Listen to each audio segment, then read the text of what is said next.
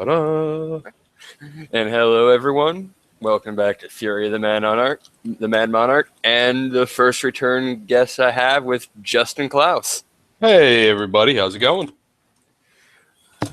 Yeah, today I brought him on so we could talk about Xenogears, which I am surprised it took this long to find someone that disagreed with me on this game.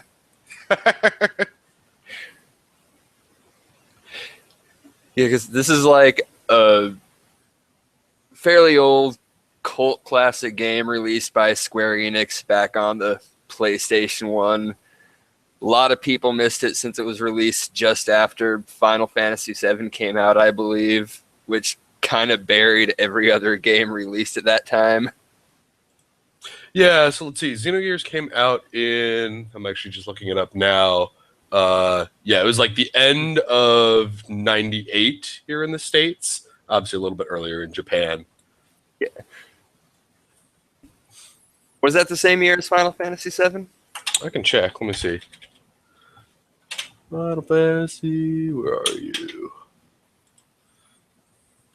Final Fantasy VII was 97. Yeah, so it was like the year after, essentially. Which I think, I think a lot of Xenogears kind of ongoing, like, you mentioned cult status, has to do with that. It was kind of like, it was the game that a lot of people followed up Final Fantasy VII with. So like 7 was that, that big kind of seminal hit that got a lot of people interested in JRPGs, especially if they hadn't like played any back on like the Super Nintendo era. And it was kind of like the 90s and the Spawn-esque era of things being dark and gritty was really in.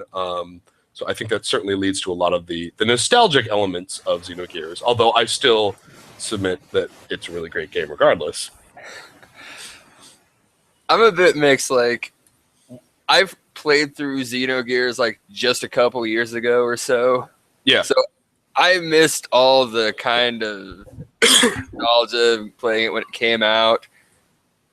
Now, when I finally did play it, I can see why some people like it so much, because there's aspects of this game that are absolutely brilliant. Mm-hmm. But the problems this game has for me. I think, so I will very, very firmly put Xenogears in my top 5 games of all time. It is right up there with like Baldur's Gate and other games like that for me. I definitely throw the caveat on top of that it is by definition a flawed masterpiece. It is very well known that they ran out of budget towards the end of this game. So there are like vast sections where it's just dialogue or just like text on screen. Like if you go back and like look at some of the final boss fights, like there's just like a flat texture on like sitting on the ground, and like there's a whole bunch of like, so all of the gears were supposed to have their updated or their best Omni gear forms. They ran out of money to do that, and so like a couple characters don't even get their really cool like final end boss kind of best equipment.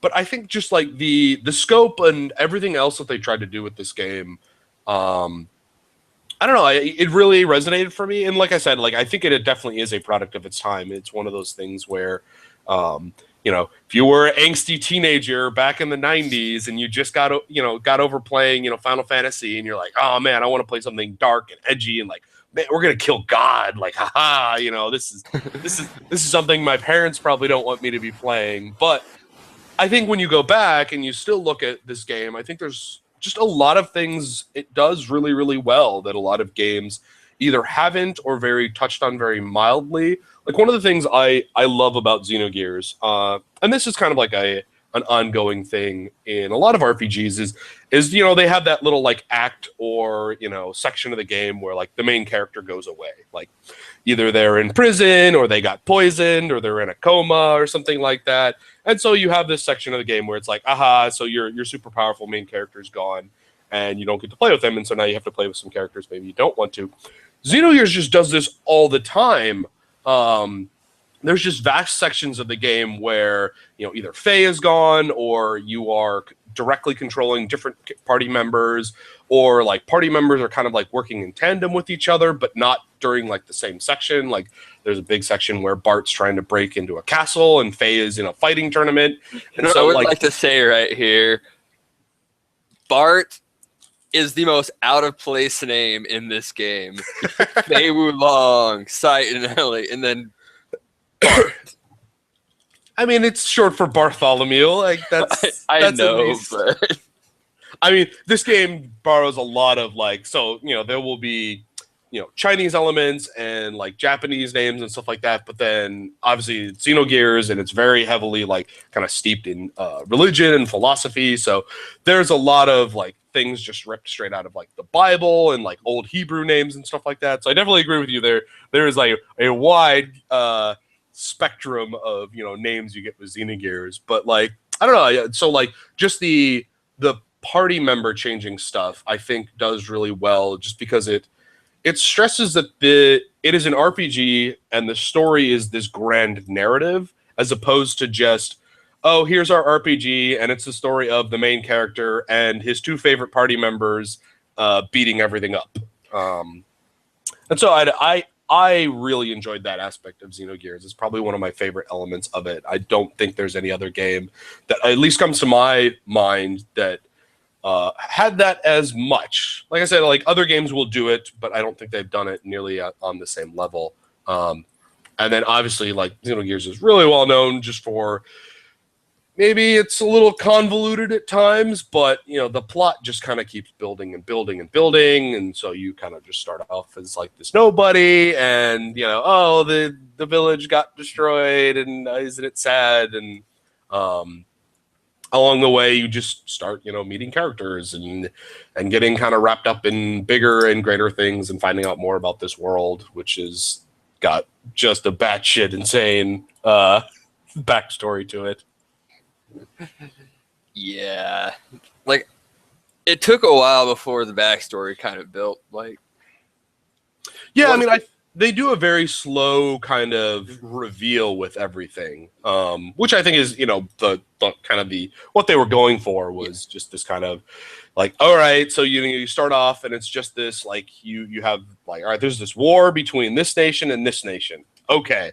Oh, also there's this other nation that is this flying city thing, and then there's this other nation that is somewhere else, and they fought each other before, but one of them is manipulating the other ones to do this thing. Oh, and there's this holy church, but they're also a front for I think nothing is as straightforward as it could be in Xenogears, and it's kind of great for that. But all right, heads up now. Just don't worry about spoilers at this point. This is an old enough game. I mean, I kind of figured as much that, like, if we're talking about Xenogears, we will be talking about spoilers. But I don't even know if I could even spoil everything about this game because there's just so much going on. I actually, so let's see, a week ago you approached me like wanting to do this, and I was like, I was on board for it, but I definitely needed to like get a refresher of this, and so I actually just started watching some Let's Plays because that was the easiest way to kind of like absorb a whole bunch of the content again, and not have to like funnel around and playing it. And even then, holy crap, this game is long. And so I started a YouTube series. Every episode is about like 30 minutes long. Last week, I am 61 videos in of a playlist that is 104 videos long. I remember like when I played this game originally, back in the late 90s, like I probably put 100 hours into it, which was great. Like, you bought this game and you really felt like you got your money's worth out of it. Yeah, there's not a whole lot of games that you'll get a sheer volume of time in like with Xenogears. Yes, although I will say, my biggest problem with this game, and a lot of the reason why it may in fact be so long, the random encounter rate for Xenogears is just absurdly off the normal scale.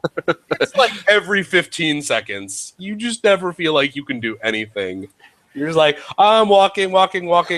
one of the best things is, so Xenogears has, I don't know if you remember, there's like little platforming puzzles and stuff like that, and so you can jump around. You can I hate you can those get in into this fights game. while you're jumping, and if you get into a fight, it cancels the jump, and so like you get out of the battle and you just fall. Who thought this was a good idea? I don't know who thought the platforming in this game was a good idea. It's terrible. It's so imprecise at times when you're doing some of the jumping. It's pretty bad. I don't know why they thought that was a great idea. I mean, at least the game still looks good. I mean, I was actually really surprised. I mean, going back and watching just somebody else play Xenogears, like that game actually really holds up. Like I think Xenogears gets compared to Final Fantasy VII a lot just because of the kind of the time when it came out. Yeah, and wasn't Xenogears pitched as Final Fantasy VII originally? It was something like that. I don't remember all the specifics of the production, but it was something along the lines of they wanted to make a darker, grittier kind of RPG, and Square was a little bit off it at the time. And so I would have to go back and look through like some of that. But I know some of that stuff did happen, and so they had to fight a lot of the ways to kind of get Xenogears made, which is part of the reason probably why it like ran out of money at the end. I think it's a mix of things why they ran out of money. One is probably that. Mm-hmm. The other is something you kind of notice in a lot of their other games. They didn't like their Xenosagas. Less so when they finally did Xenoblade Chronicles. But I don't think the guy who made this game had a coherent idea of how much content could actually be fit into one game. I think that's true. I mean, if you look at Xenogears, so there is just these like, it's like plot arc after plot arc after plot arc after plot arc. I mean, like I said, you start off as just being this kind of nobody, and the village gets destroyed, and so you go walking around, then you meet up with Bart, and then you're rebels against the Ave Empire, and then you get captured, and then you're in like a prison block area trying to become a battling champion, and like this is the amount of content that like other games could make an entire game out of, and this is like the first 10 hours ish of Xenogears. Yeah, I think they tried to put way too much into one game. And at one point, someone just looked in and went, "What the f*** are you guys doing?" It's possible. They're just like, "All right, you guys need to wrap this up. Come on, guys." Like I don't mind when content gets cut because it sucks, but sometimes it has to happen. And I can forgive so much of that. But it is so glaringly obvious when content gets cut out of Xenogears that you're playing through, like, even not knowing about any problems behind the scenes. It's so obvious large chunks of this game are missing. I wouldn't necessarily say large chunks, but you can definitely see where I would switch more towards like you can see where they were cutting corners. I think that would be the better way to describe it. I would say when you get to that second disc, which when you get those text dumps, in those alone, you could probably fit an entire game's worth of stuff.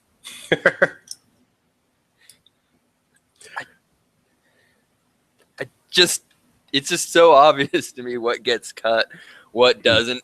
The entirety of like Rico's story arc was axed. Yeah, I mean, but and then one day this kingdom apparently is actually a giant robot. I don't know where that one came from. I mean, it's Xenogears. Sometimes I think you just have to kind of like shrug your shoulders and be like, "Okay, game, we'll just take this ride with you."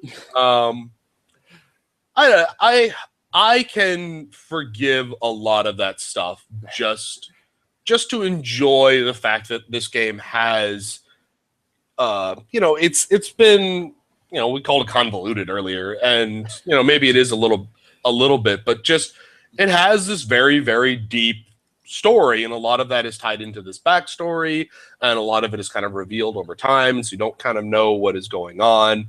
And if that means a few things need to be kind of like left by the wayside, I can really appreciate that. I think there's a lot going on with this game that is beyond just kind of the normal trappings of a lot of other RPGs, and I'm willing to meet it halfway, at least on some of that. To an extent, I can, but you get some aspects of me that just feels like the game is wasting your time. I refer here to the Gazelle Ministry. Like, when you first introduced this, these guys seem very interesting. Like, these minds that were downloaded onto a computer years ago, the original people, just trying to control all these events. But you get, of course, the idea that this Krellian dude is manipulating them. He might be the real mastermind. But then, like, no one in your party ever really encounters or hears about the Gazelle Ministry, even though they're apparently playing this big part. And then Krellian just hits the delete button on their console, and they're gone. It is a very Final Fantasy VI Kefka-esque moment where it's like, nope, these were who you thought was going to be the bad guys. Yeah. Here's the big difference here, though, is the whole time it's a conflict against Gestalt in Final Fantasy VI. Like, you guys know who he is. You're dealing with him. He's important. In the case of Xenogears, though, if you just cut out the Gazelle Ministry, it's like, oh, Krellian's just the one doing that. Literally nothing changes. No bit of dialogue anywhere in this game needs to change, and you get the exact same experience. I mean, I think it's still important because it further reinforces kind of the idea that Miang and Krellin have been manipulating humanity kind of all this time. And so while Faye and Ellie have been reincarnating, they're also kind of around in the back scenes, and it works into, the whole Deus machine and, what is going on and where humanity came from and its purpose here. They kind of do that efficiently enough with the existence of Cain, though. Him running the country. We already have him to kind of help illustrate that point with Krellian. The whole council just seems pointless other than, we have the key to do something. Yeah, I mean, maybe they just wanted to have more than just kind of... So, like, obviously, you have Cain, and so Cain has, been being kept alive all of this time. And so you have the Ministry, who's also there, and so they're the other, ongoing, I guess they're sort of living. Yeah. I don't know how to... Maybe just somebody just had, like, they just really wanted floating heads in Xenogears. So, I can't help but think that's another thing that they had a bunch of stuff ready for, but had to get cut. It's possible. I mean, like I said, I think the Ministry is there more to serve, not necessarily as an antagonist. It's a little bit of a red herring, because you actually like see the Ministry talking to each other very, very early in the game, and you're like, what are these weird, creepy floating heads? Why are they different colors? And they have they're kind of like in this machining thing, and then their little like fishbowl craft is like flying around fairly early in the game.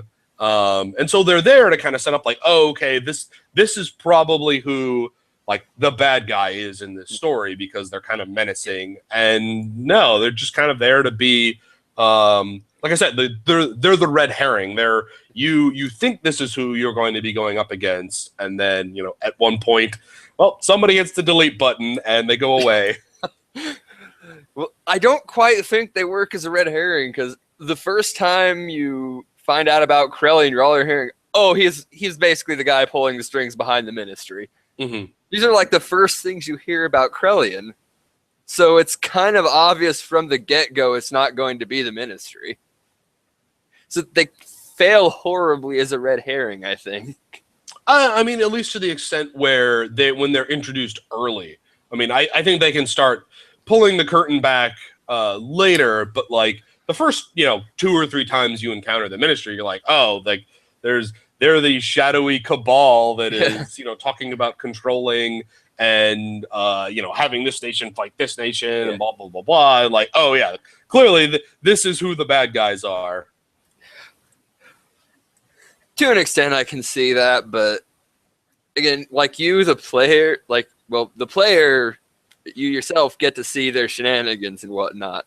Mm-hmm. But the characters in game just don't seem aware of their existence outside of Citan. But he never brings them up. They're gone and out of the picture before anyone knows who they are.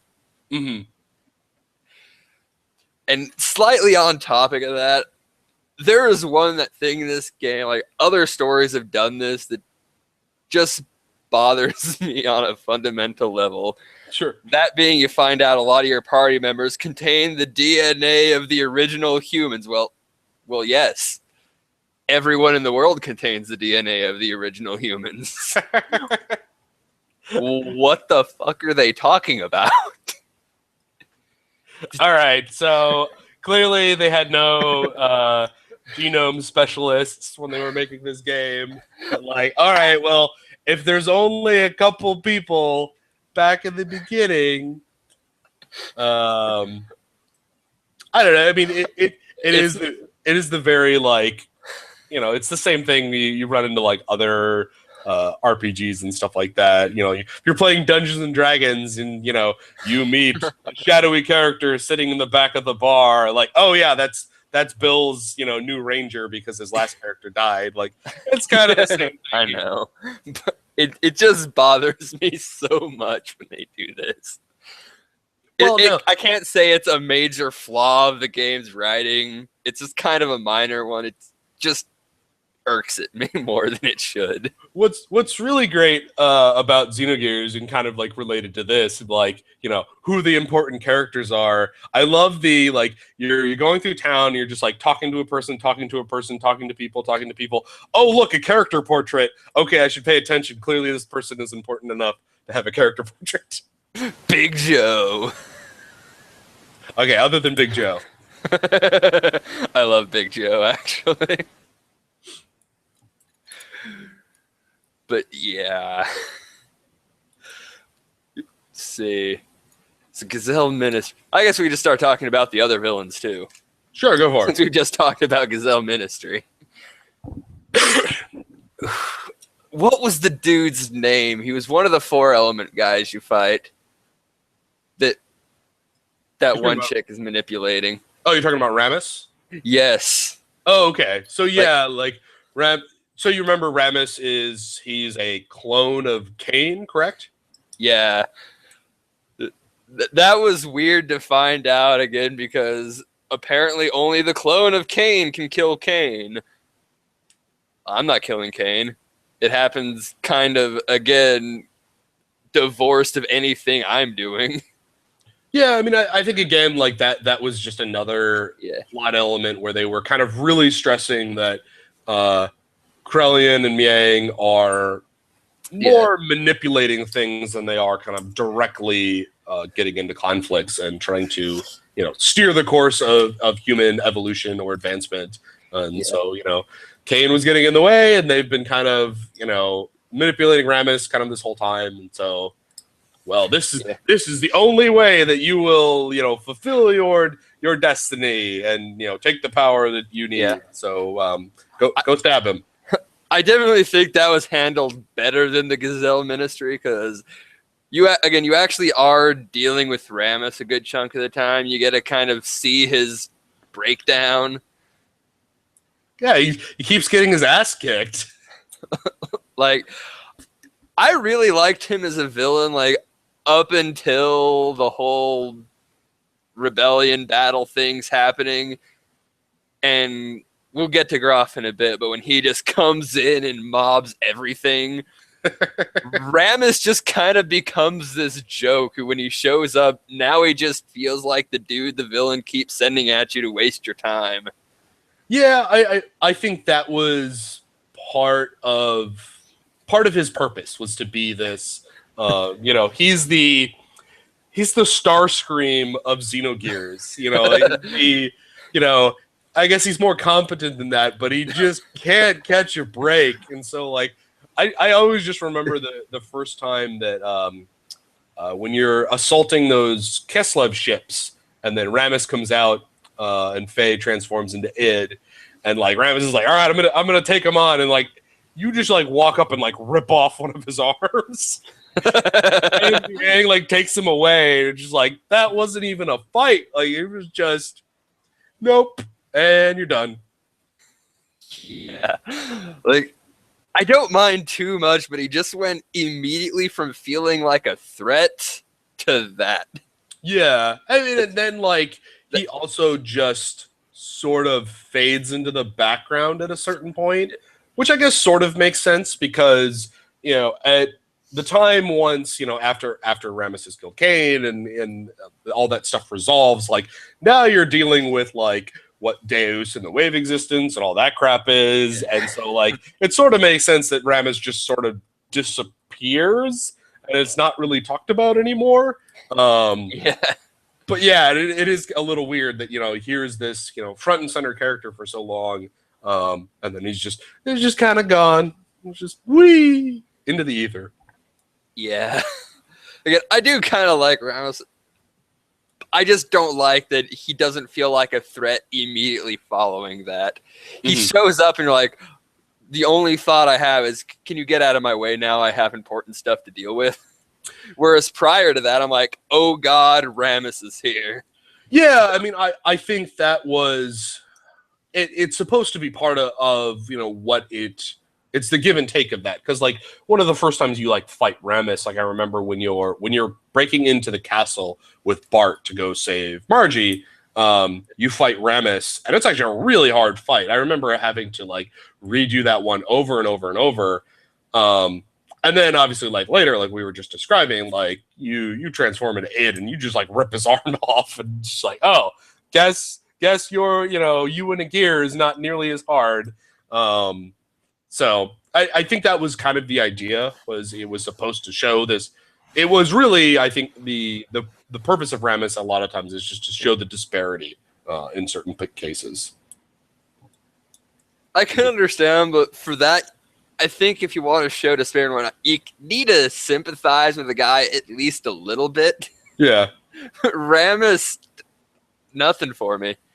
Yeah, I mean, I guess it's also like you don't necessarily need to show more disparity when Id literally picks up the Yggdrasil and like throws it at Bart. It's like, okay, never mind. We get it. This thing's really, really strong. Yeah. Which is still that is still one of the coolest scenes, I think, in just RPGs in general.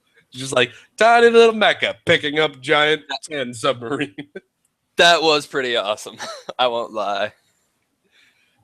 But I think that leads into like one issue I tend to have with the game. Well, actually, before we get off Ramus, one thing I want to bring up is how utterly ridiculous that last fight with him is when he shows up with just the second head on his mech. That was one of the most ridiculous things I saw in that game. There's some pretty goofy designs in the game, but for the most part, I think they're really solid. I agree. It's just that moment with the second head. I'm like, are you kidding me? we're building up like this intense final stuff, and this. Again, that's just like a minor complaint right there. Oh, I mean, like there will always be like something goofy that you can find. Like, really, this is what you guys thought was going to be? Yeah, but anyway, to the point I was making before that, this game has a bad habit of kind of making its threats, with some exceptions, just seem not that threatening. You have Ramus, who just dies out instantly, and once he goes, you have the whole Vandercom guy. You remember who he was, right? You'll have to remind me. So like I mentioned, I was Yeah. trying to play or watch a bunch of Let's Plays to get just Yeah. a refresher. Like I literally have not played Xenogears since kind of like the early I think I went back and replayed it in the early 2000s. But it's been at least like a decade. Yeah, a decade and all of these different names. It can be hard to remember.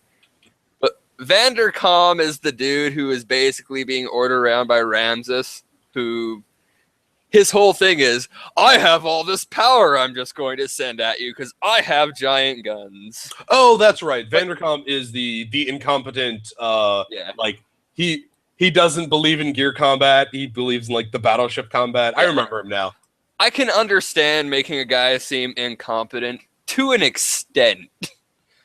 This guy I'm watching, that there's no excuse. He should be in control of anything. Well, to be fair, like he actually is in control of like their like reserve of reserves. He's like, no, I mean, he is in like the most shitpost. Like it's the equivalent of when like you did something, you crashed the general's car. Guess what? You're gonna go sit in a listening post in Alaska. Like he's sitting on like some crappy border post patrol. Like, yeah, I mean, I know, but like he is trusted with basically being the backup reserve for your guys. Faye's sent to interrupt him now. Faye is not the brightest character in the world. This isn't really a problem. I think this is going to sound like a really bizarre compliment, but he is one of the best written stupid characters I've ever seen in a game. But they send him to intercept Vandercom, and Vandercom's all, they're coming at me with gears? Well, I have all this anti-gear weapon. Let's not use it. It's like, what? Yeah, he actually, like, I remember this scene because I just watched it kind of like earlier this week. But yeah, like his like second in command, like so his XO or something like that is like, okay, get our gears out there screening, fire up, our anti-gear weaponry, and he just countermands his entire orders and like, no, let me shoot them with the big gun that can't hit small targets. Yes. But at the same point though, that this is one moment where the heroes were just as dumb because Faye's plan, let's just charge in. It'll work out. They won't expect it. What? I mean, you were right, but by virtue of the guy you're up against being even dumber. Yeah, although, I mean, their point that being there wasn't necessarily to, like, destroy that fleet. They were just there as a distraction. So they just needed to, like, get in there, get their attention for a little while, and then, bug out once. I don't think that was a very good way to do that, though. They should have been wiped out by Vandercom doing what they did. He was just a bigger idiot. So Vandercom doesn't feel like a threat. Immediately after this, you have Rammus, who just stops feeling like a threat. Really, the whole of this country just stops feeling like a threat, and they're kind of incompetent at times. Well, I think what the game has really stressed is they kind of have to, they're rolling into like these different plot points, and so they kind of have to like roll themselves in and then kind of pull themselves back. And so, yeah, like, you have your initial kind of threats that are like, oh, okay, these are the antagonists, these are the people we're dealing with at this point. And then the heroes kind of overcome them, and then something else is like, oh, here's the bigger threat behind, everything that's going on. Now that we've figured out what, is going on here in Aze, oh, now we need to go do this stuff in Kislev, and then we need to go deal with, Shivat, and, or not deal with Shivat, but like, go to Shivat and, figure out what's going on there. And so I think that is just kind of a function of either you literally have the heroes just like murder all of the bad guys, or you just have to kind of have them, just become road bumps at a certain point. They're just like, oh, well, yep, you're not really all that strong anymore, so bye. Yeah, like I can understand the road bump theory, but once you've hit that road bump and passed it, don't keep bringing it back. I mean, I think part of at least Vanderkamp as well is he is fulfilling another role. Actually, he is more similar to like the Starscream role, where Yes. there's a lot of very dark things happening in this game, and there's not that many things that bring levity to it. So, when you have, Big Joe or, or like horribly way over adorable Choo Choo, or just even, I like hate Choo Choo so much. I can't. All right, Choo Choo's only one good spot is when it fights with Siebzen's. I can't remember the name of the other gear, but like, I don't remember, but yeah. yeah, it's no. like, no, I'm gonna go out and fight there, and it like grows super gigantic, and then you find out that like apparently, so the backstory supposedly is that like the Choo Choos were always that big, and only through like direct like limiting and genetic manipulation they got as small as they were, which is kind of terrifying. Okay, like I don't even know what the writers were thinking here. Like all this stuff, like, oh yeah, there's a race of giant killer bunny people. But no, I hated that scene too. Like maybe it was like so it's like I don't know how familiar you are with like Robotech and Macross, but like the whole idea is like the only reason they made transforming fighter craft was because the Zentradi were 40 feet tall. So like, oh, well, there's these giant bunny monsters, so maybe we should make gears. Yeah. But anyways, slightly off that topic. whole scene though, like I liked Maria. It was giving her like this big moment to like face off against her dad or whoever the hell that was. I forget. It is her dad. Her dad was involved with the first experiments of like putting a human brain essentially into a gear. Yeah. I was thinking it was her dad, but I couldn't remember exactly.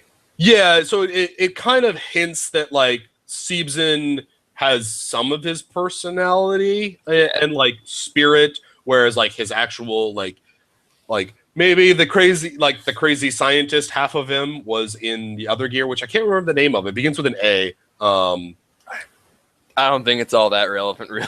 Yeah, I mean, it is a plot point for Maria as you get another party member.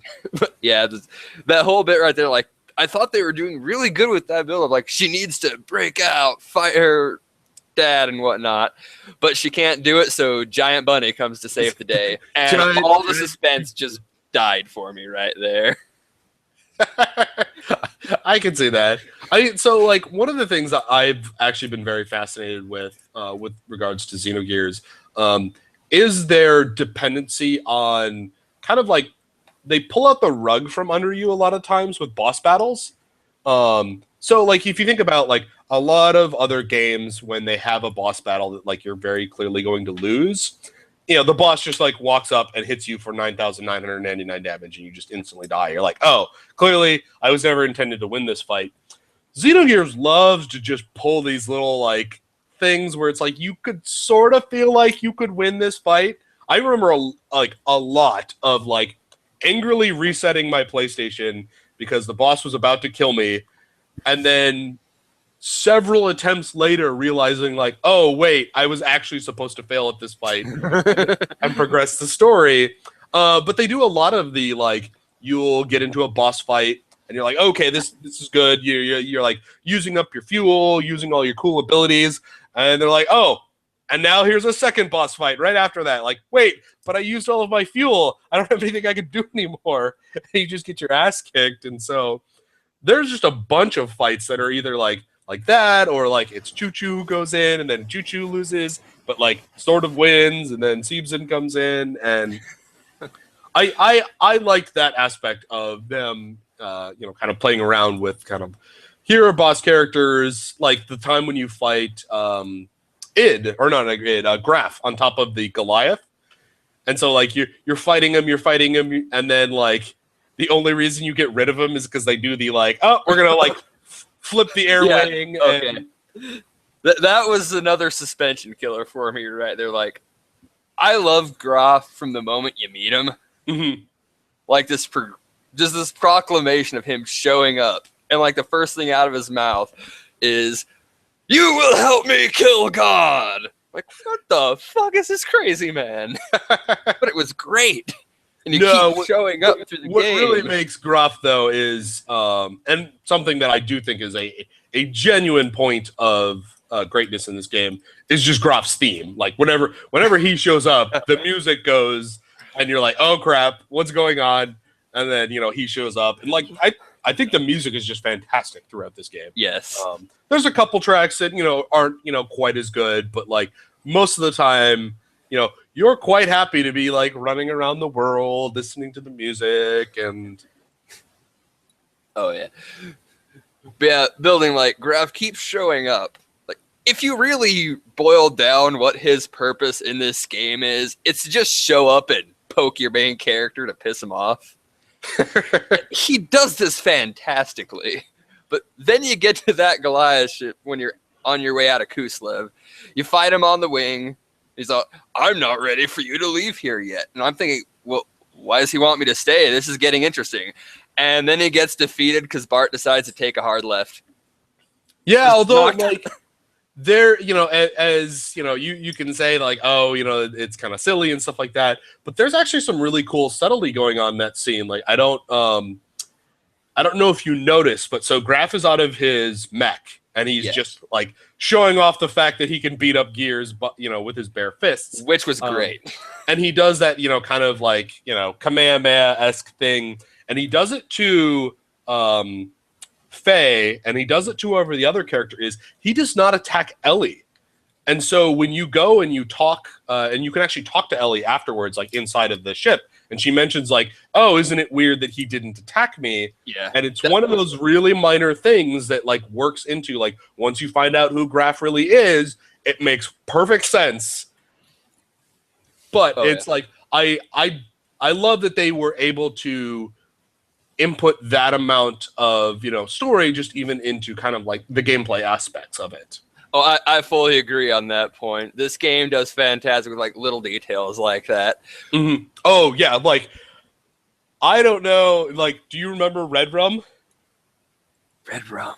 Okay, so Red Rum is the monster thing that is in the sewers of D District in Keslev. So like, oh yeah, and it's one of those weird genetic evolution thingies that you find out about later in the game. Yeah, so it's like a Reaper and it's a Weiss. But if you remember, Red Rum has a little bell.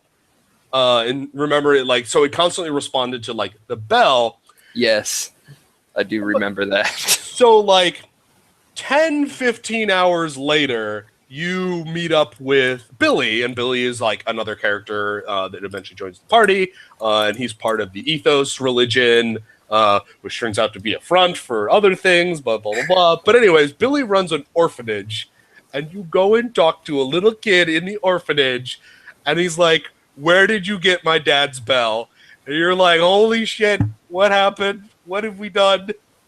And, there was this whole backstory for, like, who Red Rum was, and, the kid explains, like, his dad, had these mutant problems, and like the bell was the way that they were connecting with each other, and it's like here was a fairly minor side boss character that just happened to be kind of like part in this arc.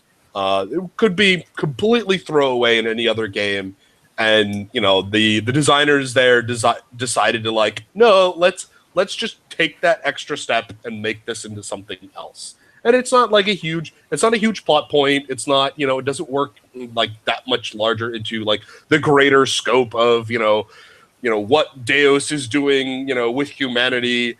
But, it's that great little detail and those little moments that you remember that really breathe like a lot more life into the world than, you would necessarily get elsewhere. Yeah. Like, that is one thing I really did like about the game, and pretty much all of their other Xeno games is all of the little details scattered around. They're not just straight out telling you all of this, but there's all these little things that just kind of help build up the world, increase investment in various aspects of the plot. So this is one of the best teams for doing these kind of things. So I'm actually really curious. So I have not actually played any of the Xenosaga games. If somebody really liked Xenogears, do you recommend Xenosaga? Because I have heard both ways. Some people have said no, they're still really solid. Other people have been like, no, they're just really, really like boring, cutscene laden, RPGs. And just there is a really plot heavy aspect of Xenosaga. Like, I think there is more like a higher plot to gameplay ratio than any other RPG I've played. I'm okay with this. Yeah. But if you want to do a lot of gameplay, well, there is a lot of gameplay, just not as much as there is plot sometimes. Mm-hmm. For a lot of people, that can be kind of annoying and frustrating because they want to just sit down and play it and not watch a very, very long movie for a good chunk of the game. Yeah. It's the the Metal Gear Solid problem. But yeah, like Xenosaga is among one of my favorite RPGs ever. Okay. But I'm not going to deny there's some problems. Yeah, Some of which are the same problems I have with Xenogears. I just don't think they're as prominent. I can see that. Like, even amongst 3 games, there is some clear plot lines that get cut, which is kind of depressing considering they had 3 games to flesh all of this out. You had time. You had plenty of time.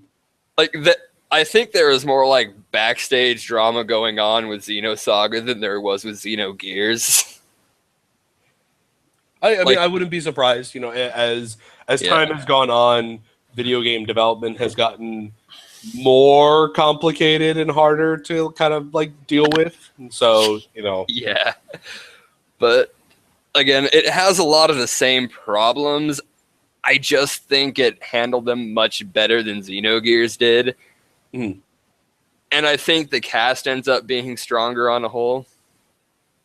But I mean, that's an entirely different discussion on that. Yeah, I mean, having not played Xenosaga, I can't necessarily comment, but like, I think the cast is great in Xenogears. I think they just give you a really big group and then also force you to interact with them too. Like, you're not necessarily. There's a lot of other RPGs where like they have a big cast of characters, but kind of like what I mentioned earlier, it really just boils down to being like, oh, here's the main character and the 2 people I like the most, and we're just going to beat the whole game with these guys.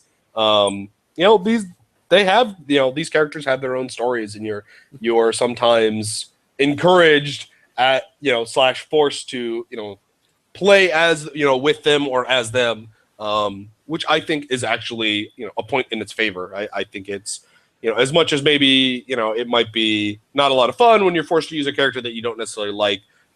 It does lend itself better to like the grander story of Xenogears.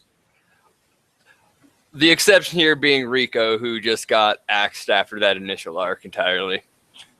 But I liked Rico though. But he's still Rico. He does wrestling moves in a giant gear. And it's great. I know. I think that was one of the saddest moments for me when I realized that they're not doing anything with Rico now, are they? Yeah, it's just like, oh, well, I guess we're not getting anything else. That depressed me because I really liked Rico.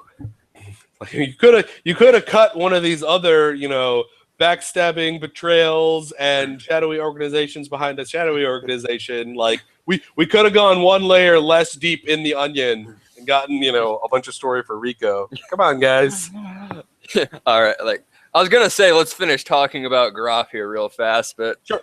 Before doing that, I think we'd actually first have to talk about Faye. Yeah, because so much of that would have to be covered before like Endgame with Graf would even make sense.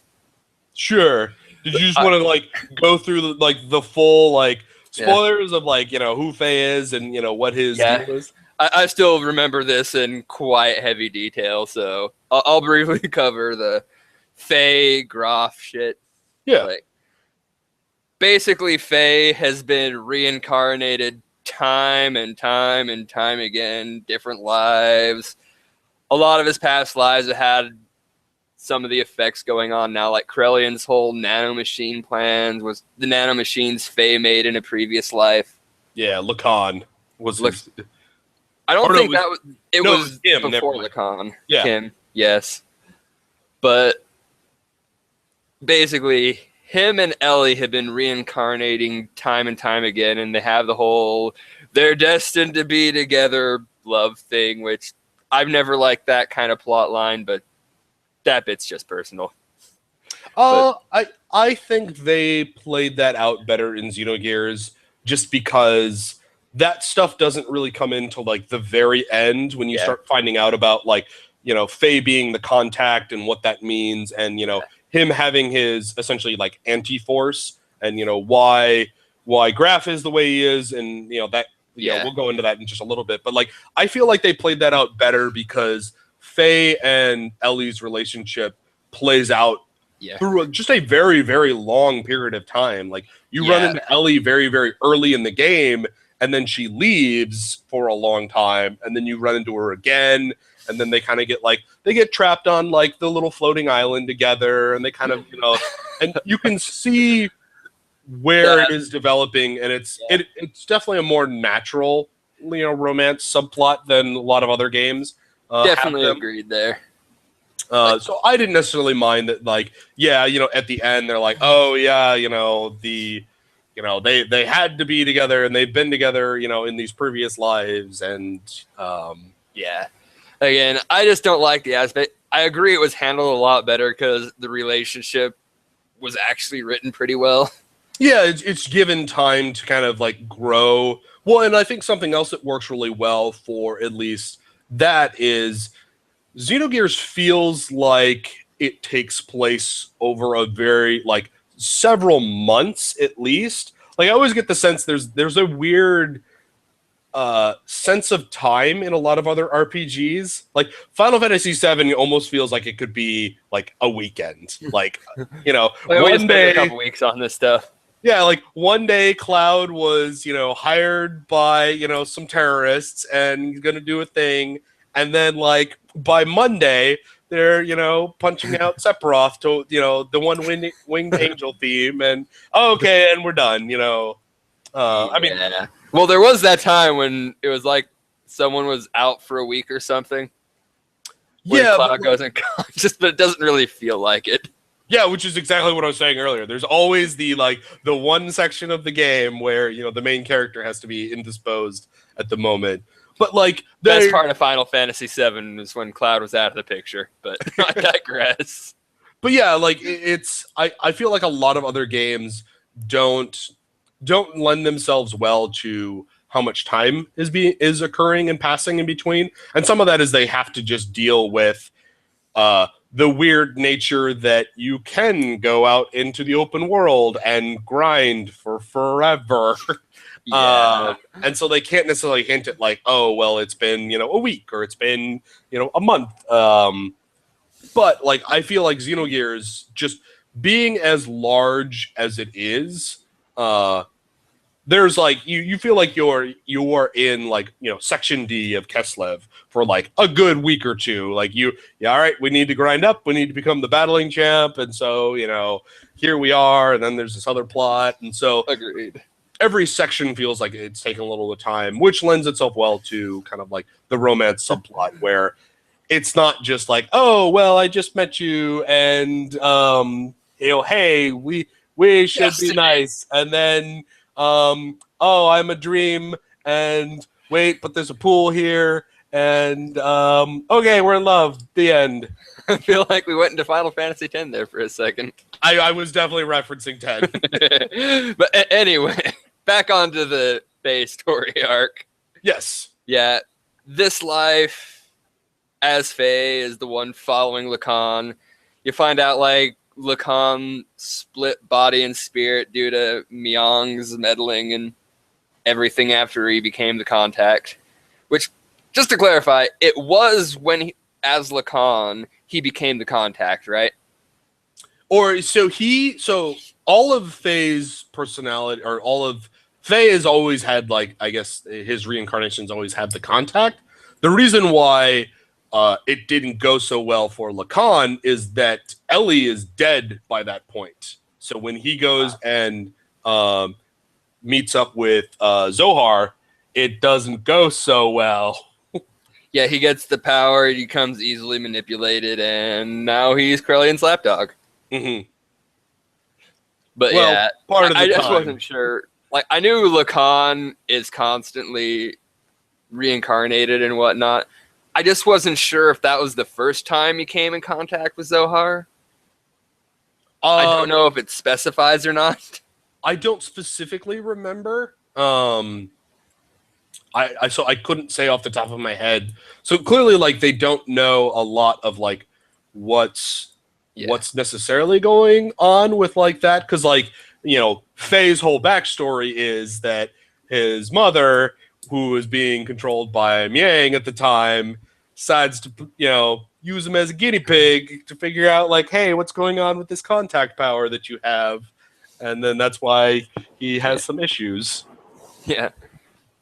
But as you do, you know, when your mother starts, you know, poking you with scalpels. Indeed. But yeah, as time goes on here, we have the spirit reborn as Faye, but Groff as the body is still there, just full of hate, anger, God-killing catchphrases and all that. Mm-hmm. Like, okay, this is another just minor nitpick, but as much as I loved Groff, the whole "I seek power, dost thou desire power?" It's like, you're the one seeking it. Why are you just giving it out? Why is this a catchphrase? I never did quite understand why Groff didn't just like punch everybody, but maybe it was it's kind of like the Dragon Ball Z-esque thing of like, well, you need to go through all the minions first before you can fight me.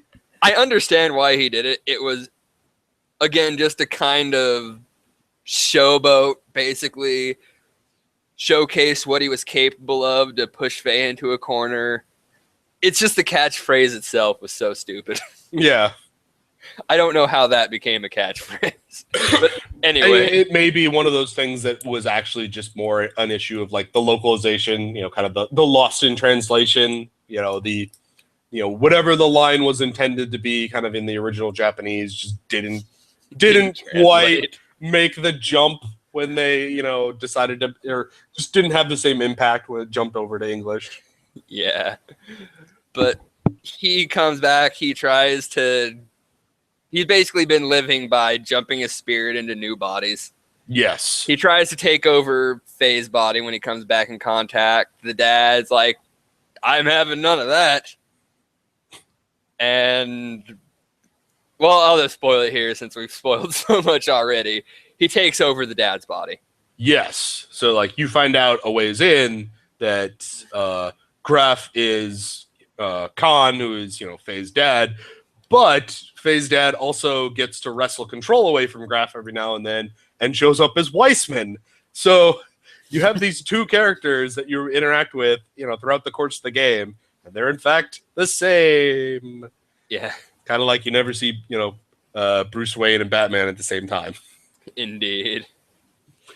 But yeah, the most interesting part about this to me was, though, during all of this time, like, during that time, their whole fight's going on, he imprints the additional personality into Faye in part to help protect him from Graf, but it gives Faye kind of like these split personalities, which, when we were mentioning earlier, you had Faye transforming into Id.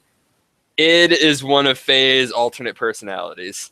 Yeah, so there's Faye's original personality, and then there's the Coward and Id. Yeah. So yeah, like Faye has, so like you can definitely see when like the Coward is in control, when like he's kind of like breaking down after you know, what happened in the village, and then obviously you can really tell when Id is in control because he changes into a different character and goes super badass. Which I loved how you actually really sympathize with Id once you find all of this out and you realize he's just stuck with all of the bad, hateful memories of the Meng's experiments and terrible things done to him. Those are all the emotions and memories he possesses, because the coward aspect refuses to take on any of it. Yeah, and so I mean, it's the personality defense mechanism of like, well, we're just gonna lock away all this in one spot, and then you can kind of, yeah, it's great that they made that a little bit more sympathetic. It wasn't just this like, oh, Faye just has his crazy berserker side. Like, no, like there's a reason why this is here, and then later on, he can starts to embrace it. They get the id system, and then much later on, him kind of embracing all of his different personalities is part of what brings about him being able to get the coolest looking gear in the whole universe of Xenogears. I don't know. I still prefer Saiten's Omnigear. While there's no build up to him getting his, oh, by the way, I've got this super mech just sitting out back. Let me go grab it. Although the one buildup is like the minor kind of like subplot of him never supposedly picking up a sword again. He had that promise with his wife that basically like he could punch people to death, but oh no, using a sword was a little too much. But then he finally gets a sword again with his final Omnigear. Yeah, but with Faye, you get all that buildup. That is one of the few arcs in the game I feel paid off so well. Like, once you finally get all those personalities in conflict with each other near the end, he manages to come to terms with all of this. The personalities come together just in time to go take on that last terribly designed dungeon. But that was a fantastic payoff to all of that build. Yeah, I mean, so like you get the great payoff of like, so very early, it is showing up, and you don't know that it is also Faye. I mean, you sort of can like. I thought it was obvious from the get-go, but they definitely hint very, very heavily at it, and like I think it's certainly implied, but it's not like 100%. I mean, certainly they make it very, very obvious later on. But yeah, so like you get that aspect of it, and then you just get like, getting all the other kind of personalities and just finding out, like who Faye is, what his deal was. As a little cliche as the like, I have amnesia and I don't remember anything. Yeah. Like, I mean, the amnesia thing tends to just be more a function of how it's just a very, very easy way for the developers to be like, look, we don't want to just give you all the exposition right away. And it's really easy if the character just sort of remembers little bits of it. But I don't know. I would love to like see game developers figure out a better way of doing a slow plot reveal other than the main character has amnesia. Like, I thought it handled that very well in context of the game, though. So the only issue I have with that is you kind of see it a lot, rather than it was done badly here, because it wasn't at all. Like, Faye actually stands, like, regardless of me not liking this game on a whole, as one of my favorite protagonists of any RPG. Yeah, I mean, I think he's definitely up there. I'm trying to think if there's anybody that like I specifically liked better. Like I tend to gravitate more towards kind of the fun, happy-go-lucky heroes. So like Zidane from I do love Zidane.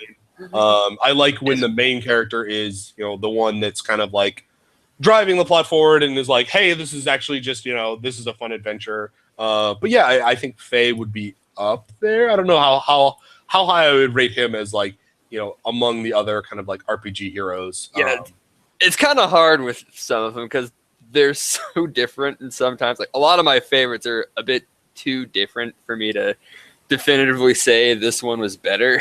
Mm-hmm. Like Zidane would be up there for me as well. Vane from Manichemia.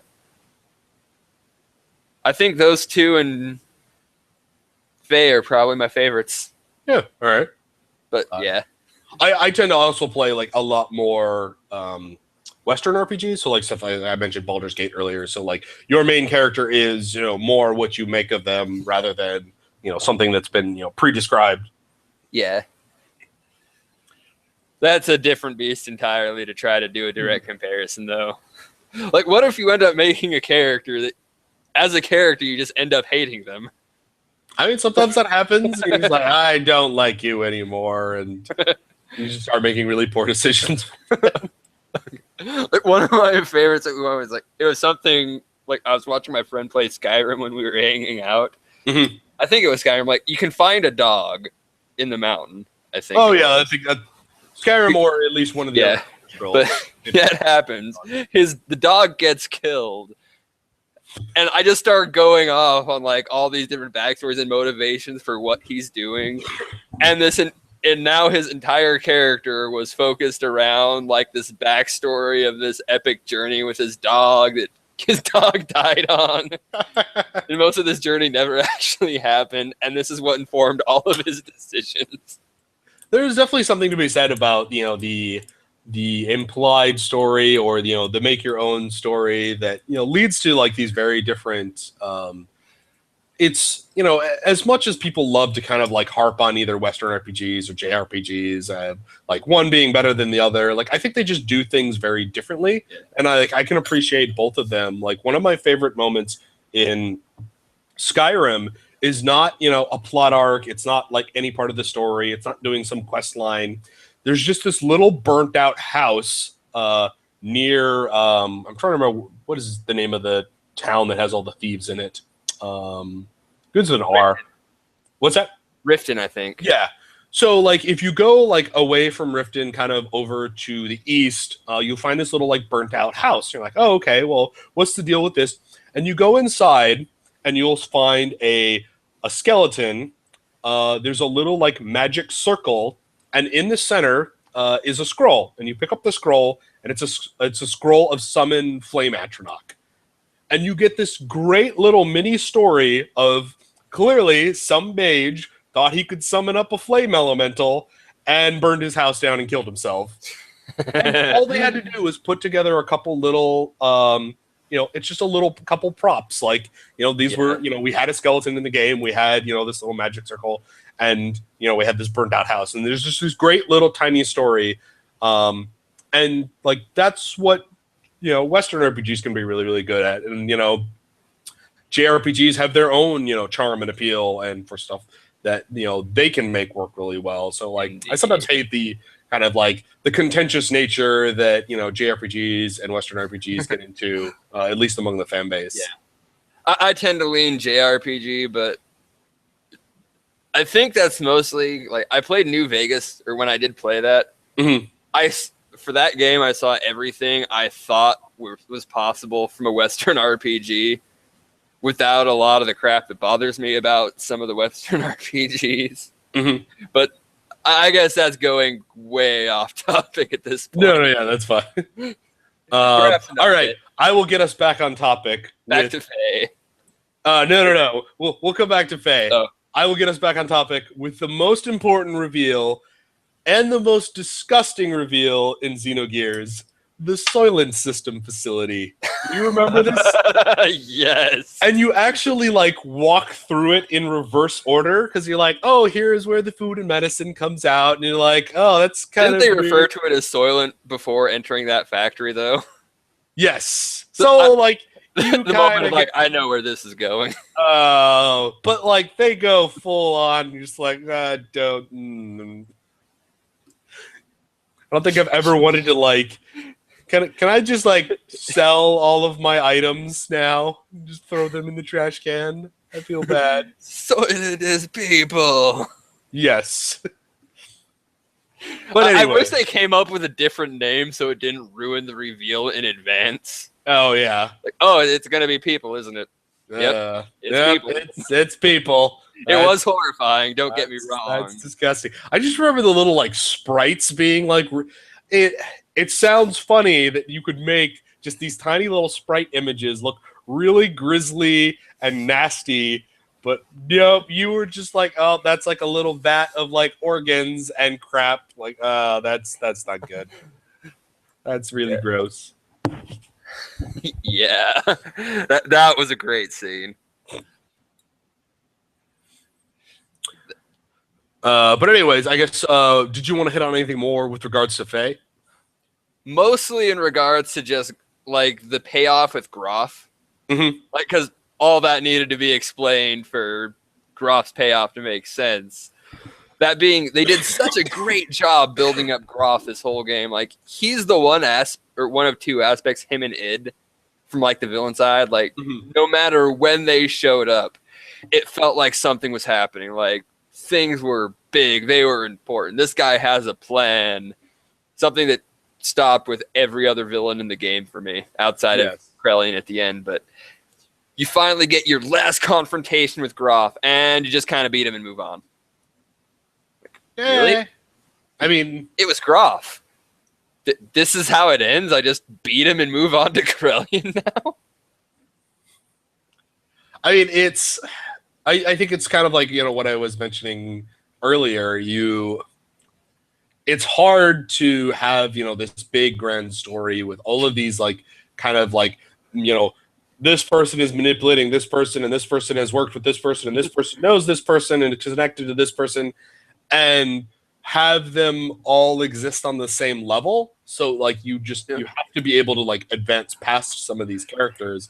And so some of the times you're like, you constantly run into Graf throughout the course of the game, and he's just this big threat that you never feel like you can really deal with, or you're just escaping like through the skin of your teeth.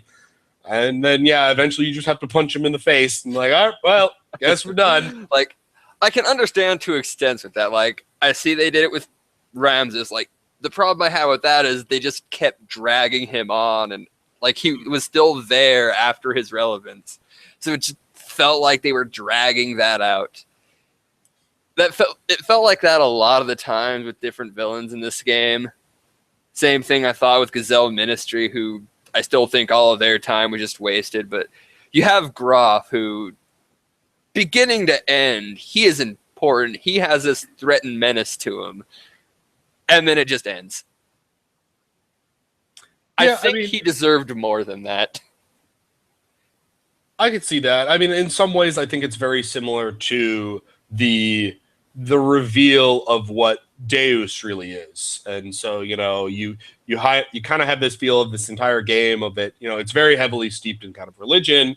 But at the end of it, Deus is actually just kind of it's an AI. It's kind of a mechanical thing. It's something that was created. And sure, it has populated all of humanity in an attempt to fix itself sometime later down the line. But like, it's not it's not a real god, I guess you could say. It's certainly, there's a lot of talk of, where that line gets, where the lines blend and stuff like that. If your machine is creating all of humanity, is it any less of a god than, some other religions? But that gets into some really heavy stuff. I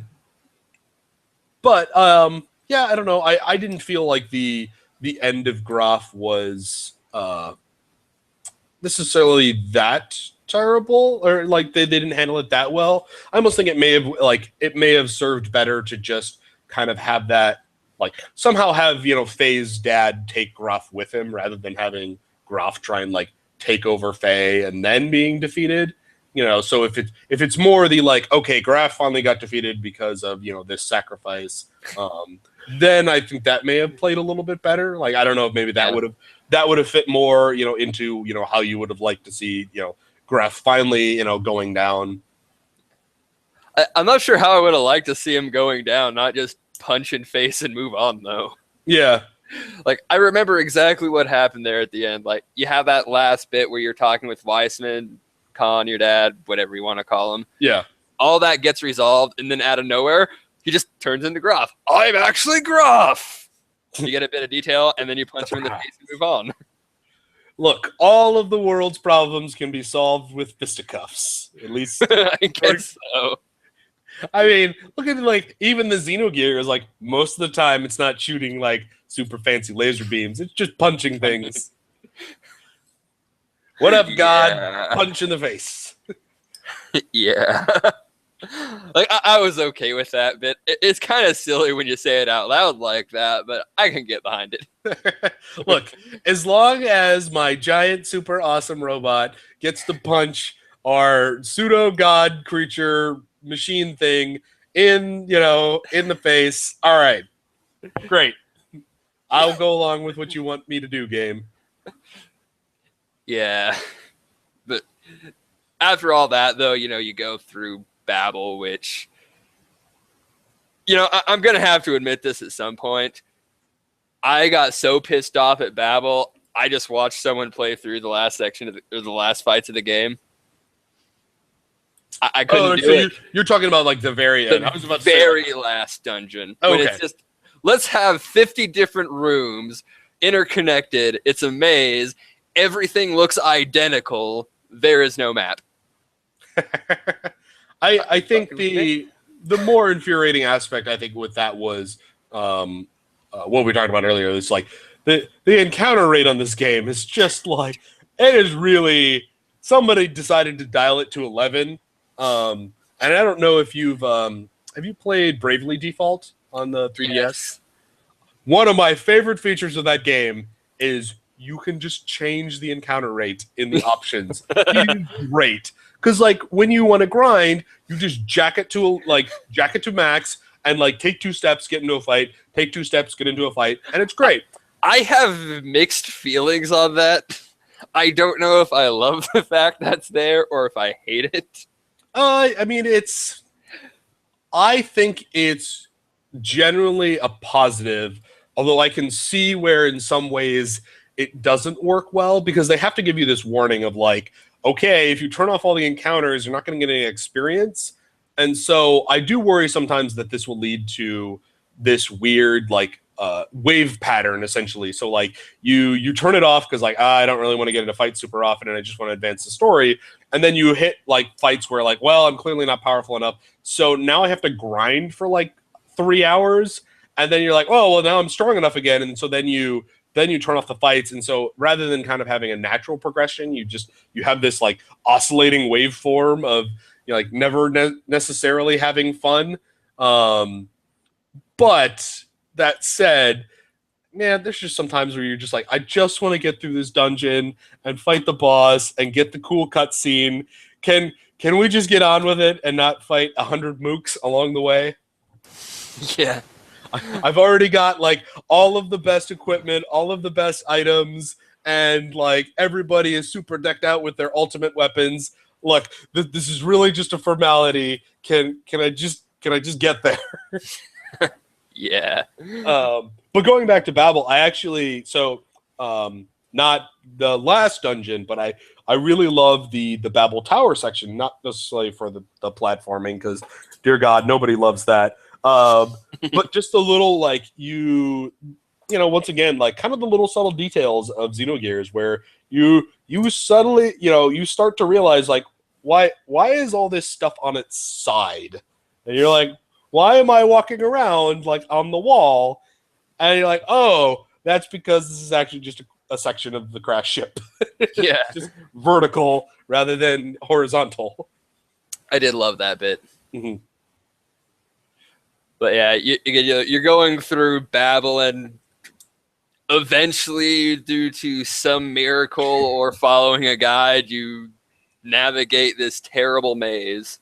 No. You use the universal tabletop and RPG method. Always go left. Just keep going left until you can no longer go left, and you'll eventually get through it. It'll be fine.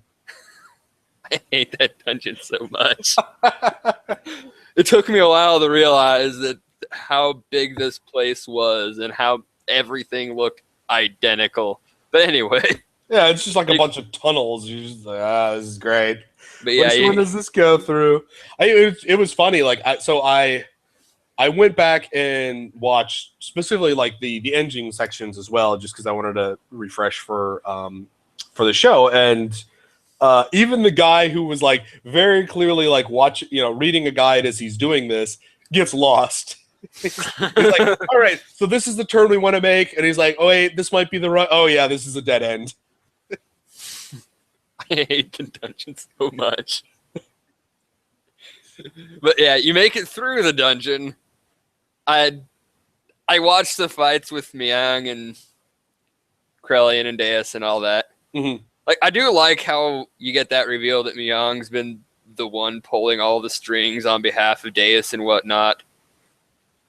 Like, the chick who's just been by everyone's side this whole time has been manipulating the events. That was great. Yeah, but you beat it all, and you get that final scene, like the terribly lip-synced anime cutscene. Yes. So one of the things that is always kind of like hilarious about this game is they went back and lip synced the intro. So if you watch the intro is dubbed and linked and lip synced. Nothing else is. So every other scene past that, you're just like, it'll be fine. Yeah. Maybe they were just like, there's no way anyone's finishing this last dungeon. Don't bother putting in the effort. I mean, I think it was more along the lines of they had to cut some corners. It was like, well, yeah, probably. We're already like kind of making this kind of shitty dungeon here at the end, and we can either not have like a several stage boss fight to like have our final boss, or we could properly link sync this. I guess we do this one. Yeah. But yeah, you get that whole scene though, and there was just this one bit of dialogue that just ruined Krellian for me. Like, you're talking to Krellian and he makes a choice he's actually going to not follow through and kill humanity or whatever the exact details of this plan are. Yeah, it was it like reverses a lot of the DNA stuff, whatever. Turning everybody into Weiss, so then somehow Deus gets to absorb them all, which would turn it back on. Yeah, yeah, but whatever. He decides to go ahead and reverse and fix all of these decisions of his somehow. Mm-hmm. I forget the details on how, but then you have Ellie, I think it is, that says a line, really the reason you did this is you have more love for everyone than anybody else. Or something to that effect. And I'm like, are you shitting me? We know his backstory. He was pissed because Ellie chose Lacan over him, and he sunk into this deep depression and did all this. No, this was not done out of love. The only reason any of this makes sense is spite and depression. Why are you trying to tell me he loves everybody? I suspect that is another line that like didn't quite jump the conversion as well. There's a couple like there are other ones that are actually just kind of funny because there's one moment where is it Graf is talking to Faye and mentions something about his father, and Faye's line is literally, "My father, you mean my dad?" And you're just like, wait, what? What? Yes, of course. I don't know. I don't know if that last bit though was a translation error, or if that came as a result of all the stuff that got cut from the game. Krellian was very active in those text dumps. It might have been. Could have been something that got cut mid-game, but they didn't think to change that at the end. Mm-hmm. Or it was a translation issue. I can't figure out which one it was, but either way, it was terrible. I don't know. Krellian decides to go off and be friends with the wave existence, and then we get to crash back to Earth. That's it. Everything was fine. Yeah, it all worked out in the end.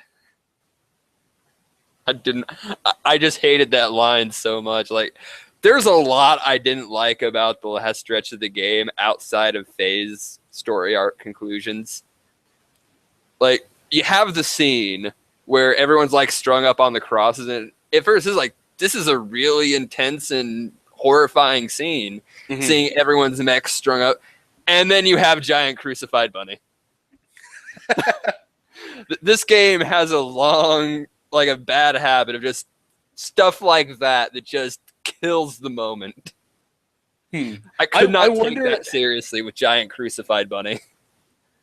It would be interesting to like do some research and find out like if Choo Choo was something that got like put into the game. They're like, all right, guys, you know, your game deals with like cannibalism because they're turning people into food, and then there's like reincarnation, and all these characters have died, and then these other characters have nuked these characters, and then these other ones are being turned into monsters. All right, you need like a fluffy mascot, guys. Like, there's just too much. Specifically, a race of giant killer bunny people is what we need. Yes. Giant killer, adorable bunny people.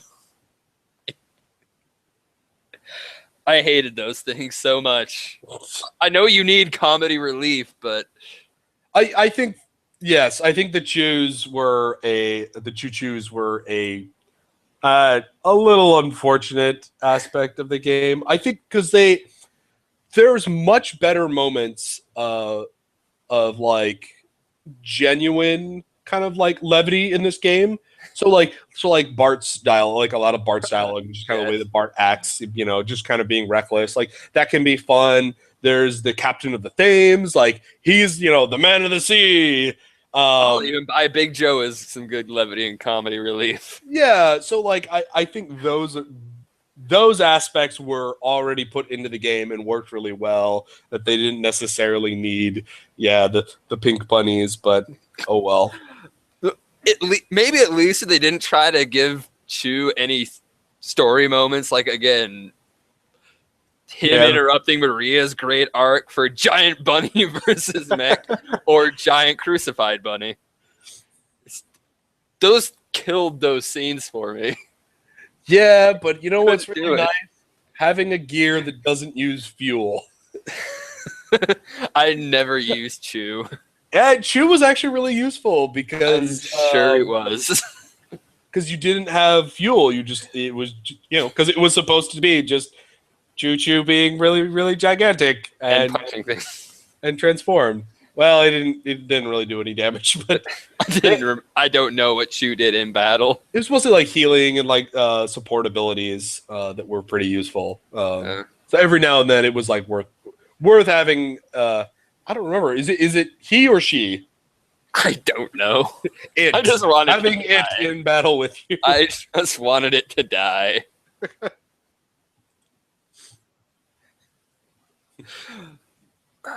Here, Choo Choo, we're going to feed you to this boss monster. Please die and never come back. You know, one thing, like, I love this about the game, but not because it really added much, but just because it's this weird little fun fact I noticed. Like, I played through the game a while ago, and after playing it, someone had, like, the Xenogears bingo chart. Mm-hmm. Just put a mark on when something happens. And one of the little check boxes is check it whenever Citan ducks out of a boss fight. When I saw that, I stopped thinking, he ducks out of a lot of fucking boss fights. I have to do this, or somebody should stay here and defend this. And I mean, that directly deals with, kind of the, Citan is spying sort of on you for a long time. It's also funny. He's observing you on behalf of Kane. Yes. Like, you find that out fairly early, or at least you see him talking to Kane, although you don't really know who Kane is at like some of the early points. Eventually, it starts to click. He's here on behalf of Kane because Kane's not entirely sure how to proceed. Yeah, what the future of the world should be. And then all of the other people who know who Citan is. Yeah, like the fights where it's up against people who knows who he is. It makes sense. He ducks out of other fights too. Mm-hmm. It's like, I don't know why sometimes. Well, if you're really paying attention, there's definitely some things that like should be throwing off alarms right away. So the first time you get Citan into your party, he has like 300 more hit points than Faye does. You're like, he's a beast. Who the hell are you really? Like, okay. Clearly, you're some weird doctor that's living up, in the middle of the mountains. And I know he trained Faye. Fix, these, machines that nobody else can do. But why do you have so many hit points? Okay.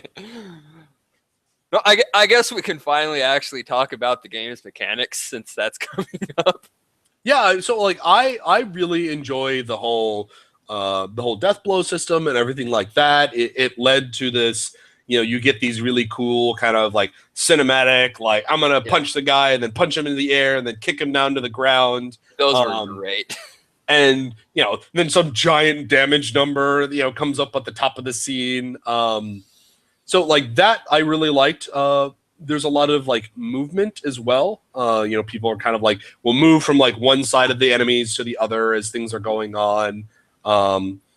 Obviously you get into way too many fights because of the stupid encounter raid. But other than that, like the dual aspect of like being able to get in gears, being able to get out of gears, and so you're running around on the ground and like you run into a rancor and you're like, holy shit, it's a giant T-Rex! Quick, get in the gear, get in the gear. Yeah. Like I really didn't have a problem with the mechanics of the system. Mm-hmm. It was nothing amazing for me for how the actual mechanics ran with your gauge, your combos, all that stuff. I think the only things where stuff started to maybe fray at the edges a little bit was kind of like what I mentioned with like the fuel aspect of the gears was not like the most interesting thing because it always just kind of felt like this. There were certainly some feel bad moments where you're like, oh man, so-and-so has this really awesome special ability. I should use this. And it like uses all their fuel up and you're like, oh, that didn't do all that much more damage than had I just like, ran up and kicked something in the shin with my X attack. Yeah, I think though, like what the biggest problem that comes down to it isn't so much the mechanics, it's just Sighton. Like I say this because you get in those first fights. I'm like, all right, I got Sighton in my party. Let's see what I can do with this guy. Well, he's faster than everybody. All right, he's a speed dude. Mm-hmm. He hits harder than everybody. All right, he's fast, and he does a lot of damage. He doesn't have particularly low defenses. Like, is there a negative to this guy? He can heal people too for a good chunk. He can haste himself. Why do I need a party? I have this guy. Then end game, it's like, oh yeah, I guess I can use my sword now, and he's more badass. Like, I don't need any member of the party. Like, you get Billy, and I'm like, hey, Billy can cast haste on the group. He's got guns. Guns are cool. But I'm like, all right, I can use him to help buff Sighton, but then I realize Sighton can just haste himself, and I don't even need to haste anyone else in the party. So why think in fights anymore? I just punch people in the face with Sighton until he ducks a boss fight. Hey, I mean, so blatantly better than everybody else. I mean, it's arguable if he's better than Emeralda, though, who is actually just no downside. Because she's canonically supposed to be the best sides of Faye and Ellie, and I think it was something where like she just levels up and all of her stats go up. Like every time she levels up, they all increase. I guess so, but by the time you get her, you've already got Sight and manhandling everybody. Yes, so but you can turn her into a bit of a late game just monster. She just like ether machines things and they die. Even Ellie, like if you set up with like the ether boosts and stuff like that, you can just like air rod your way through like every boss fight. You're just like, oh, and they're dead. Okay. Next. I think the problem with Sighton is you don't even need to try. It's you just attack. Yeah. And he kills everything. Yeah. It's almost as bad as TG Sid in Final Fantasy Tactics. I think they maybe needed to like curve him off a little bit where I mean obviously Faye becomes really, really, really powerful at the end of the game when, his Xenogear has, hyper mode and all that other great stuff. But yeah, there's a long period of time where Sighton is, the strongest character in the party. But I think that's supposed to make sense because he's supposed to be the most experienced. And so like Faye is still kind of trying to find himself for a while and everybody else is, I don't know, trying to hit people with whips or shoot people with guns that don't work terribly well. The worst aspect of Billy, though, And the reason why you could never bring him in the party is so he's got all this ammo, and you use all the ammo, and obviously you can run out of ammo, which is bad, but all your ammo usually has elemental types, and so you'll just be like fighting, and then Billy will start randomly healing enemies because, oh wait, they get healed by one of the element types that you were using on one of your guns. You're like, God damn it, Billy, why? Yeah, I just used him to haste my group. Mm-hmm. That was the point of Billy, was so I didn't have to waste one of Citan's attack hasting himself. Quick, we need to go faster. Yeah, I was just depressed to realize I could basically solo every fight with Citan. Having a party felt worthless in this game. Until they put him to sleep. And you're like, oh, crap. Now what do I do? Yeah. I didn't have too much problem with most fights in that game, but I think in part it's because I've played so many RPGs that by the time I picked up Xenogears, it's all just intuitive to me at that point. Well, and Xenogears was one of the games I felt like it, because of the way that they had items and what the items could do, you could really manipulate some of the fights where, especially if you were looking at like a guide, that, there were, all right, I'm going to put on, 2 items that have beam damage. And then instead of actually multiplying those 2, they actually just added those 2.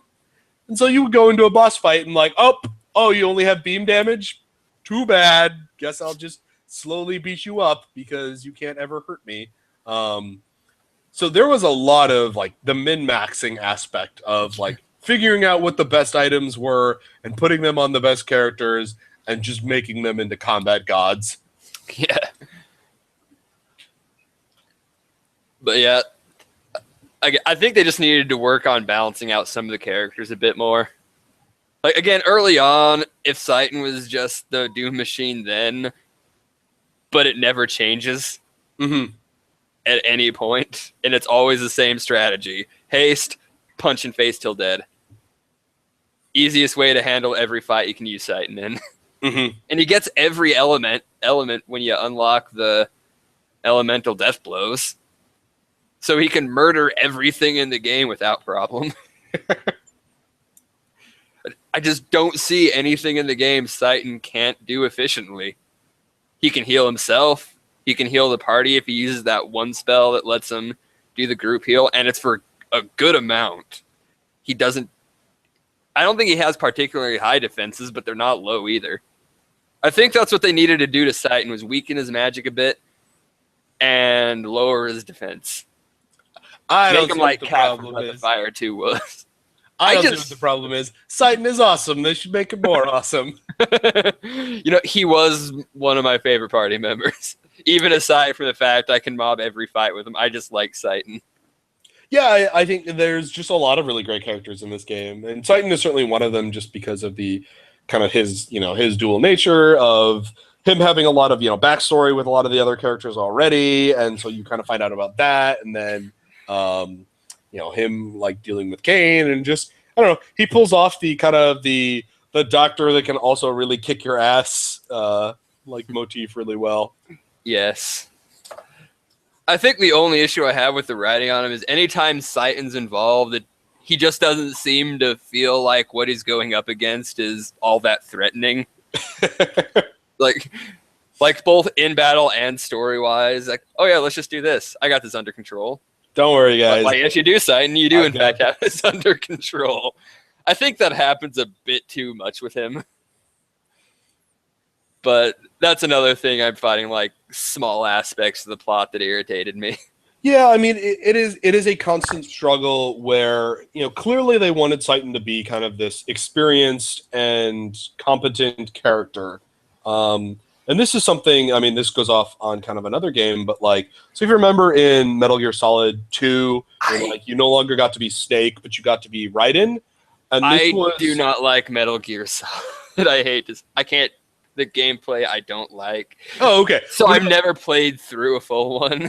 Oh, okay. So, I mean, you know who Snake is, though, right? Oh, yeah, I know Snake. So for Metal Gear Solid 2, Hideo Kojima had this idea that he didn't like the aspect that people were controlling Snake and people were kind of dumb. So like players would do stupid things like fall off of cliffs, and Snake was supposed to be this super badass who shouldn't be falling off of cliffs. So instead of having Snake, like, oh, here, let's have this brand new character that you can feel like isn't going to be necessarily as competent, and so then you can reserve like your super badass character for just like cutscenes or story moments where like he's only going to be doing the right thing at the right time kind of stuff. And I feel like Seitan is probably kind of in that same boat where he was supposed to be the experienced and competent leader who was this agent for Solaris and one of the elements, but then he also had to be a party member, and so maybe they didn't balance that quite so great, but I don't know. Yeah. Like I said, I think Seitan's just a cool character, and so it's just a case of overcompetence in some cases kind of drains away the tension. Yeah, and I think we know he's going to win in the end. Yeah, and I think that's where Xenogears does a really good job of having these story beats where they take people away and have them be doing other things. And then it sort of forced you to have parties that weren't necessarily the like, oh, okay, so we're just going to have Faye, Seitan, and Billy smashing everybody over and over and over and over because they're my favorite. This was the ideal group that I thought worked best together. And so it does try to at least take that away from you a little bit. Yeah. Again, though, it's just the narrative moments for me that if Seitan's involved, he just seems so competent at what he does compared to everybody else. It doesn't feel like there's as much of a threat as there should be. I guess it I can kind see of that changes a bit more towards endgame. So it's not like it was that more big of a deal. I feel like it was more to emphasize not Faye's necessarily incompetence, but like his he's just kind of naive, like he just doesn't know like kind of like what's going on. So like Seitan is supposed to be kind of the foil to him, that is he's the intellectual, whereas Faye is the just kind of I'm gonna hit things until I figure out what I need to do with my life. Yeah. I don't think they did the best job at that whole dynamic between the two. Mm-hmm. But again, later on in the game, that kind of starts to change after Solaris and after the whole DNA restrictions are removed. Yes. Which was a weird little plot point, but whatever. I'll go with it. But after all that, it's like I thought they did a bit better of a job. But that was a large chunk of the game where Seitan just seemed way too in control of what was going on.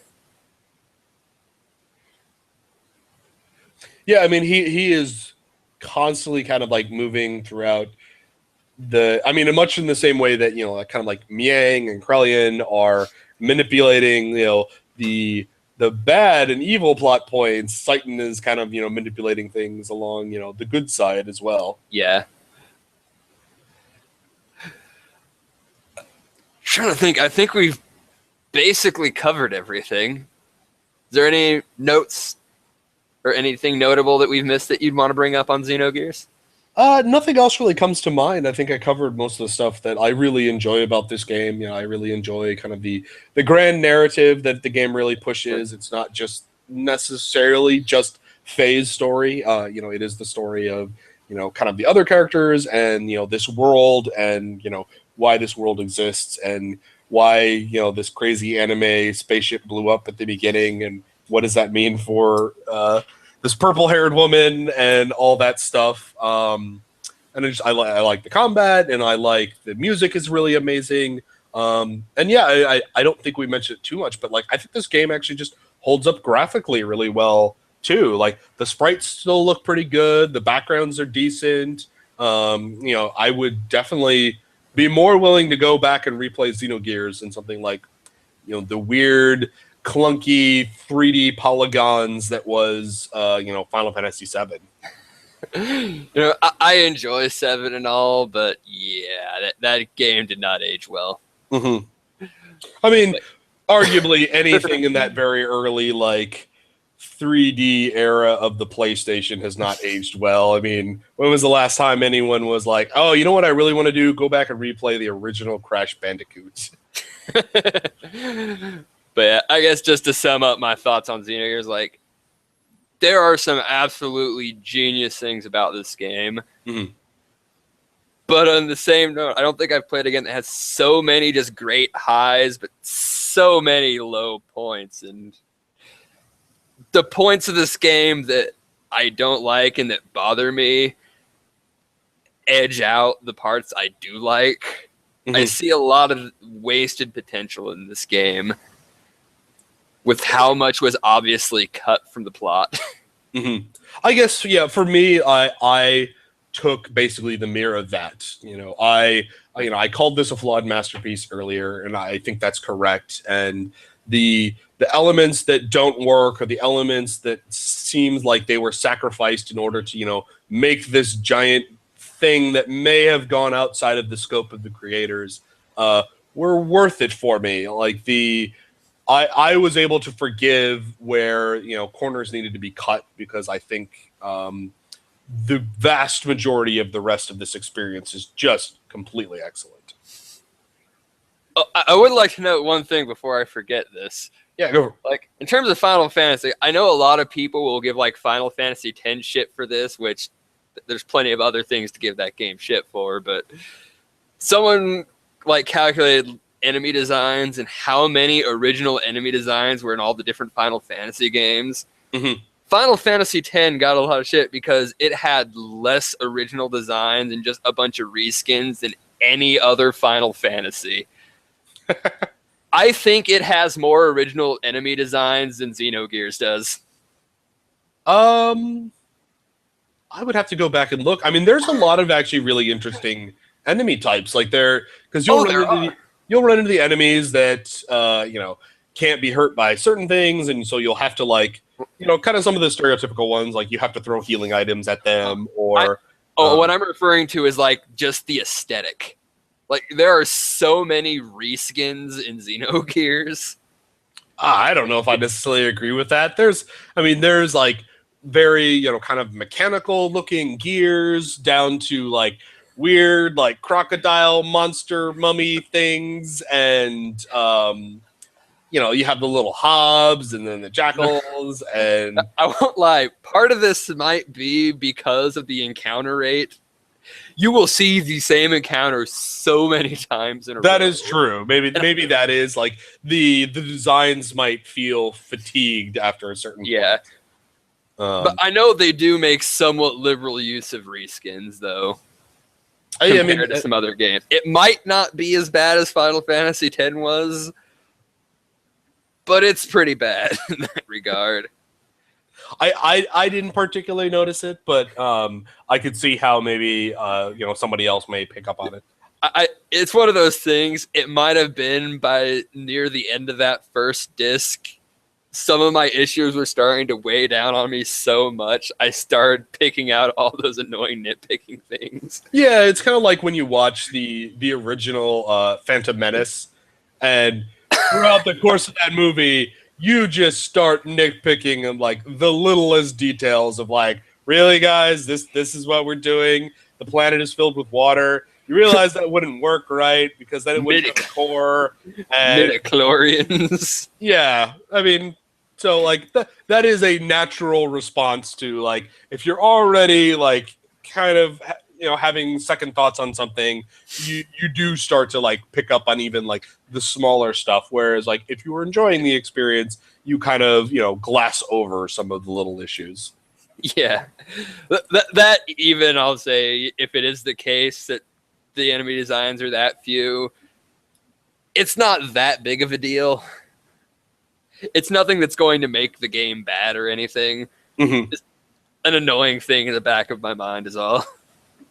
I think it's all still well worth it for whenever you're in a gear and there's little normal soldiers and you get to step on them. No, it's weird. Like when I wrote my review of this ages ago, other than the sheer shock that I couldn't find many people that had a strong enough opinion on this game to really argue about it with, That's surprising. I mean, because like it is very much a cult hit. I figured this would be the first one I did.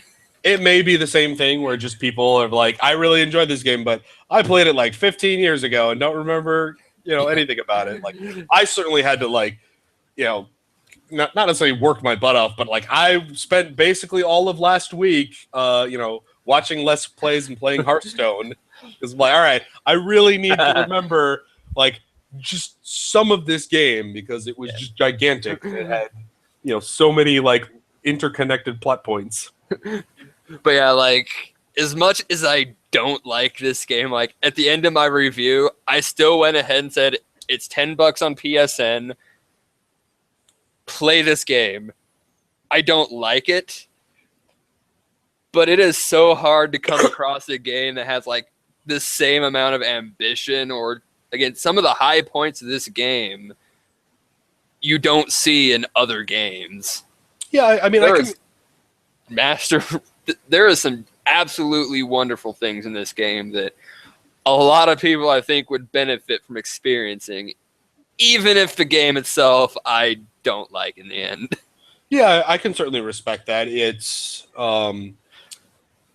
It might not necessarily be for everybody, but it's worth checking out to see if it is for you. Just because it is a little bit of a nugget into a past that doesn't necessarily happen anymore. I mean, Square has become Square Enix, and now they're making Lightning Returns RPG. And so Xenogears was this little kind of oddity that came out in the late 90s, and while everyone else was doing some other things, here was this game about punching God with your giant robot. Yes. But yeah, the only other games that have aspects like Xenogears done well would be Xenosaga, Xenoblade. Which, did you play that one, Xenoblade Chronicles? I have not, actually. I've been meaning to like pick up the latest one, but it's unfortunately only on the new 3DS, not the existing one. Yeah, I'll have to do that at some point. There's a couple other like decent like Shadow Hearts Chronicles has a if you like kind of a more. I've only played Covenant. Okay, I like Covenant. Or just like the Shadow Hearts series, just in general. Like if you like kind of like the darker stuff, obviously Shin Megami Tensei is full of happiness and fluffy bunnies and not anything terrible ever. Okay, I love Shin Megami Tensei titles. They're my favorite, but they're kind of at a different focus and scale than the Xeno games. Like they're all really dark. Mm-hmm. But Xeno is like these grand, almost universal things going on where your Shin Megami, while that's happening, there's all this focus on like these smaller psychological events and effects and motifs.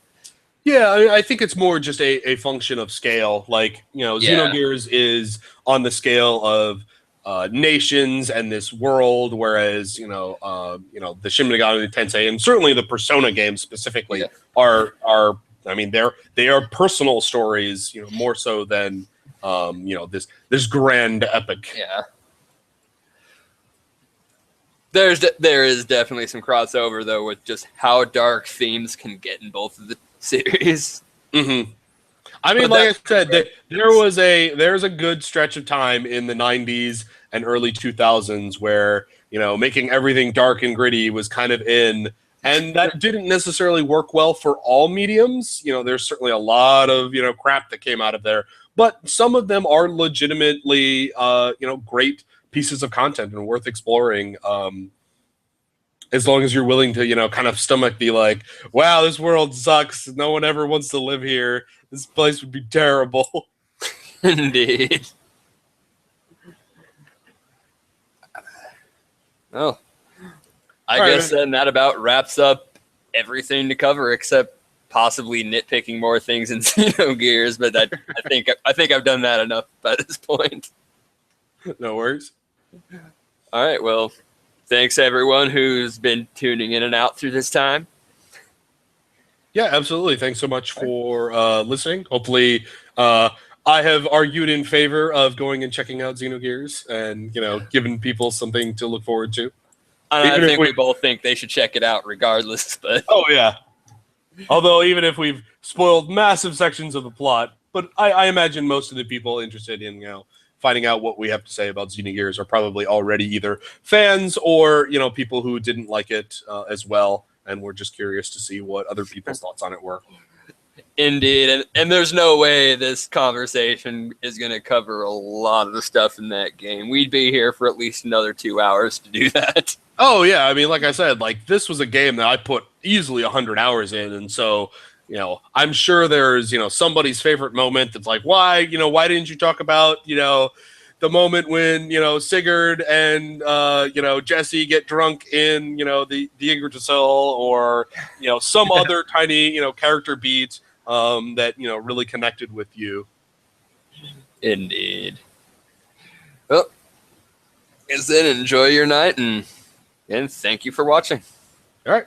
Bye, everybody.